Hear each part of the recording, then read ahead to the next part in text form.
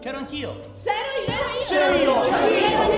E c'era bisogno dell'opera di qualcuno perché questo spiritello potesse avere un volto, un naso, due occhi, due braccia, due piedi, Un po' di capelli. due gambe, due orecchie, un ombelico, due mani, 10 dita, una lingua, qualche dente, sotto un corpo e un vestito sul corpo.